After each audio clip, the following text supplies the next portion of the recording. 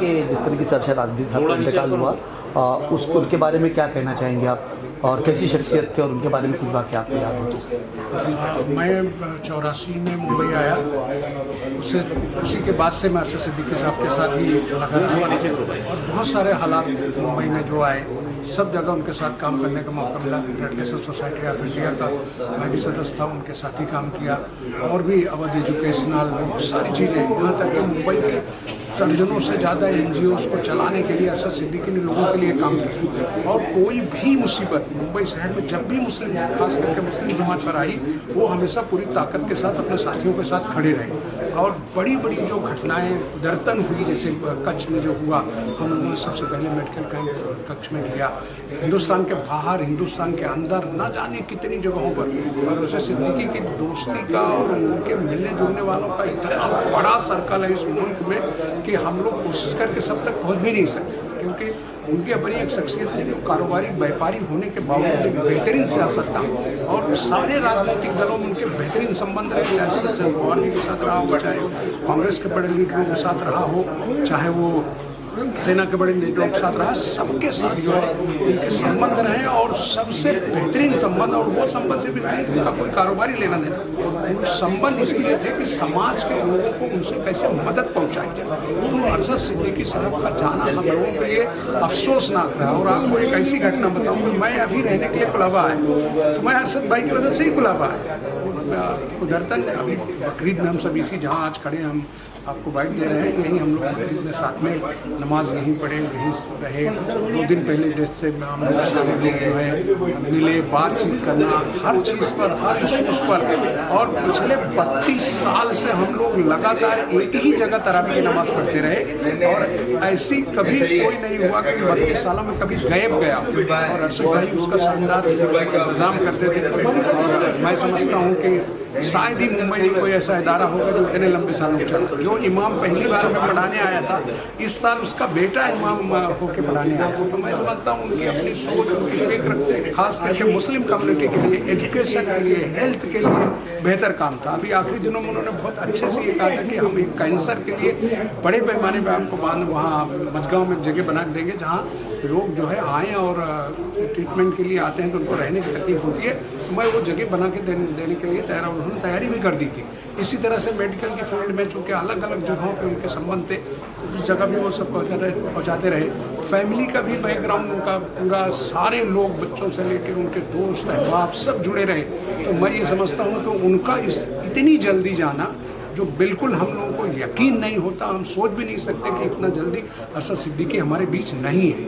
क्योंकि जिस दिन ये घटना हुई, जो साथी जो वहाँ थे, तो हम लोग एक दूसरे को यकीन ही नहीं कर पा रहे कि एक दूसरे को कहें कि साहब नहीं है। तो इसलिए मैं ये समझता हूँ कि ये जो कमी समाज में अरशद सिद्दीकी के जाने से आई है, वो अल्लाह ही पूरा कर सकता है। उनकी बहुत ही वेल कल्चर्ड फैमिली है, सारे भाई, उनके दोस्त, उनके अहबाब, सारे लोग यहाँ हैं। और सबसे हम लोग चाहेंगे कि अरशद भाई जैसे सबको जोड़कर चलाते थे, वो भी सबको जोड़ के चलाएँ। शुक्रिया। आज हम इस्लामी खाना में सब जमा हुए हैं। अरशद सिद्दीकी अंतर्गत ताज़ियाती जलसा रखा है। बड़ी दुख के साथ मुझे कहना पड़ता है या आज हम सब जमा हो रहे हैं अरशद अंकल के लिए। वो शख्स ऐसे थे, हमारे तो अंकल थे, हमारे वालिद बाबू कुरैशी साहब के अजीज़ दोस्तों में से थे। और हमारे वालिद साहब के बाद हम जिसे मानते थे, हमारे जो करीबी थे, वो अरशद अंकल थे।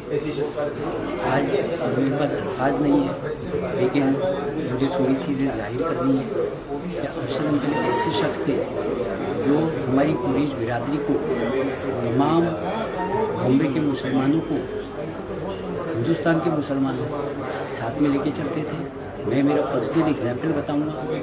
कभी भी हमारे वालिद साहब के बाद, हमारे वालिद साहब को आज 26 साल हो गए इंतकाल हो गया, लेकिन हमें अरशद अंकल ने कभी हमारे वालिद साहब की कमी महसूस होने नहीं दी। और हर चीज़ में मेरे बड़े भाई खालिद भाई और मेरे साथ हमेशा खड़े रहते थे।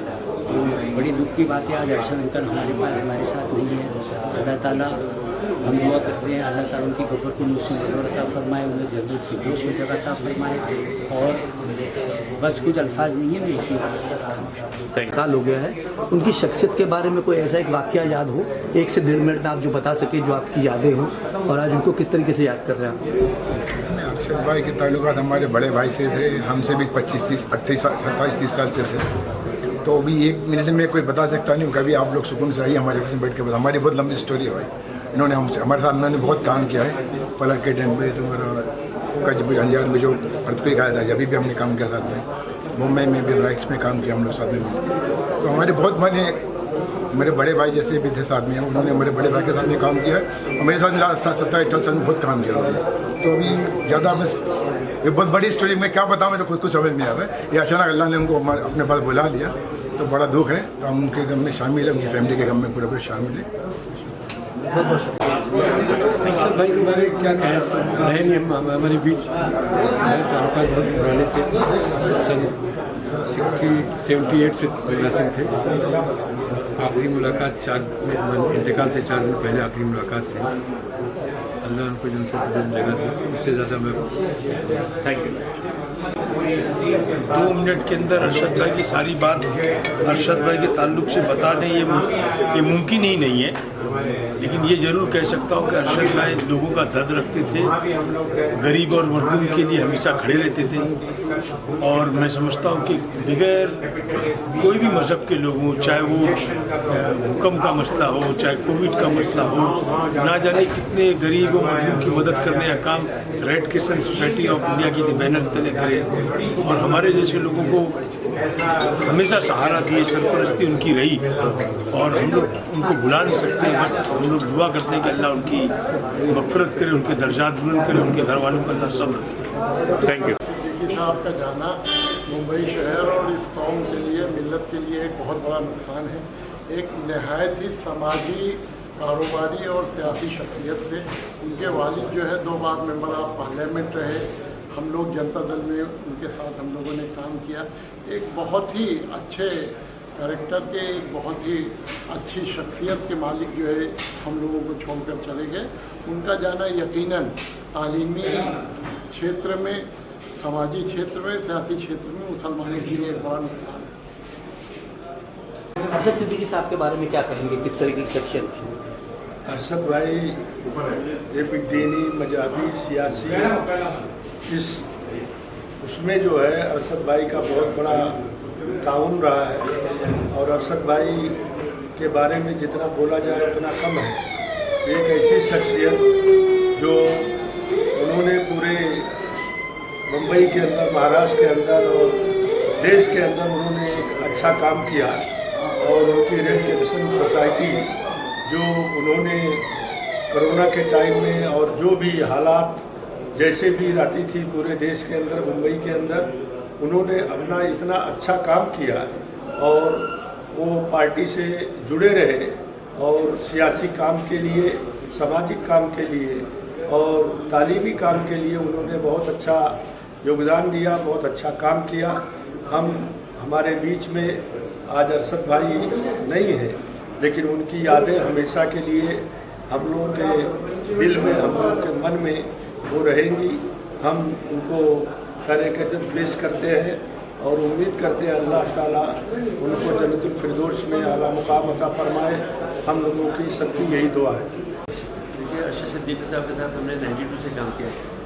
92 के राइट के बाद जिस तरीके से अरशद भाई ने मुंबई के रिलीफ के काम में जिस बड़े पैमाने पर काम किया भाई ने, और जिस तरीके से कभी भी पूरे मुल्क में कोई आफत आई, यानी जो गुजरात में इतना बड़ा ज़लज़ला आया तो उस मौके पर पूरे मुल्क में कभी भी कुछ भी हुआ था तो भाई हमेशा रेड क्रिसेंट की पूरी खड़ी। मुझे ये देख कर बड़ा अजीब सा लगा कि जब अचानक मैंने देखा कि भाई हमारे बांग्लादेश में पहुँच गए और पूरा जो इंडिया की मदद करने पहुँच गए, तो ऐसा लगता था कि उसी शख्सियत एक ज़माने में इराक में दवाई जाना थी, सद्दाम हुसैन के ज़माने में, तो यहाँ से स्पेशल चार्टर फ्लाइट तैयार हो रहा है। फिर साहब मिनिस्टर थे उस ज़माने में भी और तैयारी बनी जा रही थी, इससे पूरे इंडिया से हम लोग रिप्रेजेंट कर रहे थे। और जब भी कभी कोई आफत आई है मुल्क की सतह पर या इंटरनेशनल सतह पर, तो अरशद सिद्दीकी साहब ने हमेशा मशरकत काम किया। तो इतना बड़ा काम किया है कि मैं समझता हूँ कि हिंदुस्तान लेवल की शख्सियत थी और अरशद सिद्दीकी हम सबके सरपरस्त थे। ऐसा लगता है आज के हमारे बीच नहीं है तो इसमें खाली बन सकता है, सरपरस्त खत्म हो गया। एक बड़ी शख्सियत थी जिसको हमने आज मिस किया। निधन हो गया है, उनकी शख्सियत के बारे में क्या कहेंगे, किस तरीके से थे और समाज के लिए उन्होंने क्या किया?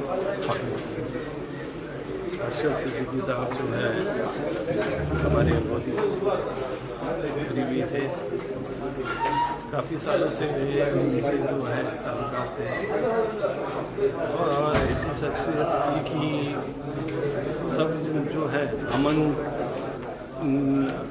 परस जो है वो ऐसी शख्सियत थी जिन्होंने जो है सभी को जो है एक साथ मिलाने की कोशिश की और जब भी जिसको कहीं पे भी ज़रूरत हो तो उसके लिए दौड़ के जाने वाला इंसान था। जहाँ पे भी जिसको भी ज़रूरत लगे, मदद लगे, आपने देखा होगा कि काफ़ी उनके इलाकों में भी जो है मदद का काम उन्होंने बार बार किया है, चाहे वो कौन सी भी आफत आई हो, जैसे कि जो है सुबह सुनाम के टाइम हो, जो है कहीं पे जो है बाढ़ आ गई हो, वहाँ पे भी जो है वो मदद करते रहे। हमें भी जहाँ पे भी मदद लगती थी तो वो ज़रूर करते थे और गुरबत साहब से काफ़ी करीब थे और जब भी जो है नासिक में आते तो वो मिले वगैरह जाते नहीं थे और यहाँ पे भी जो जितने भी लोग हैं उनसे मुलाकातें भी जो है उनसे होती थी। एक ऐसा इंसान जो है